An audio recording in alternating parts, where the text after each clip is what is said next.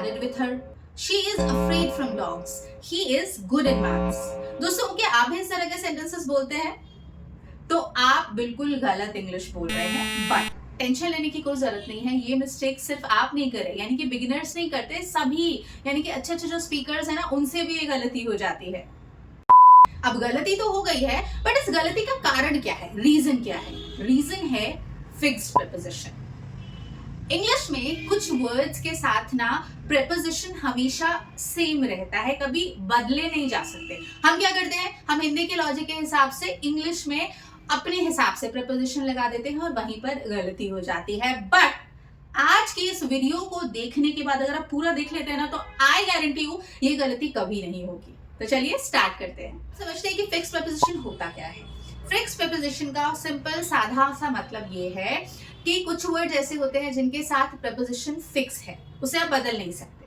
अब जैसे हिंदी में हम बोलते हैं उससे डर लगता है, उससे शादी हुई है। अब यहाँ पर ये जो से है ना, यही कंफ्यूज करता है, क्योंकि हम से समझते हैं और अपने हिसाब से प्रीपोजिशन लगाते हैं, बट इंग्लिश में हर से का मतलब अलग होता है। सो फिक्स्ड प्रीपोजिशन की लिस्ट बहुत लंबी है, बट मैंने इस वीडियो में उन फिक्स्ड प्रीपोजिशन को यूज किया है या सिखाने की कोशिश की है जो जनरली हम गलत करते हैं और जो जनरली हम अपनी स्पोकन इंग्लिश में या फिर लिखते समय यूज करते हैं। ठीक है, तो वीडियो को जरूर एंड तक देखिएगा और छोटी सी रिक्वेस्ट, अगर वीडियो अच्छी लगे तो लाइक शेयर सब्सक्राइब जरूर कीजिएगा। तो चलिए जल्दी से स्टार्ट करते हैं वीडियो को। तो पहला है मैरिड टू। हम अक्सर कहते हैं मैरिड विथ हर या फिर आई एम मैरिड विथ हिम। नहीं, मैरिड के साथ कभी भी विथ नहीं लगाना है। मैरिड के साथ जो प्रीपोजिशन है वो टू ही आएगी। I am married to her, ठीक है, ये ध्यान रखना है। अब मुझे कुत्ते से डर लगता है तो हम क्या बोलते हैं, I am afraid from dogs, नहीं, या फिर she is afraid from dogs, नहीं। अफ्रेड के साथ कभी भी आपको सोचने की जरूरत नहीं है, क्योंकि अफ्रेड के साथ हमेशा ऑफ ही आता है। She is afraid of dogs, ठीक है, उसे कुत्तों से डर लगता है। ऐसा एक बड़ा अच्छा सा एग्जाम्पल है कि वो मैथ्स में अच्छी है, he is good in maths या फिर she is good in maths. नहीं, गुड के साथ कभी भी इन नहीं आता, रट लेना है, गुड के साथ एट ही आता है। ही और she is good at maths. I am interested to learn English, नहीं, हमेशा इंटरेस्टेड के साथ इन ही आता है। अगेन ये भी फिक्स्ड होता है, इंटरेस्टेड के साथ in. I am interested in learning English. Depends of you. काफी बार हम डिपेंड के साथ कंफ्यूज होते हैं कि क्या प्रीपोजिशन लगाएं। डिपेंड के साथ हमेशा जो प्रीपोजिशन आएगा वो ऑन आएगा। इट डिपेंड्स ऑन यू, यह तुम पर निर्भर करता है, ठीक है। अब एक अगेन बड़ा ही कॉमन फिक्स प्रीपोजिशन का मिस्टेक जो लोग करते हैं, एंग्री ऑन, ठीक है। एंग्री ऑन अक्सर बोला जाता है, मैं एंग्री ऑन यू, मैं तुम पर गुस्सा हूं या मैं तुमसे गुस्सा हूं, ठीक है।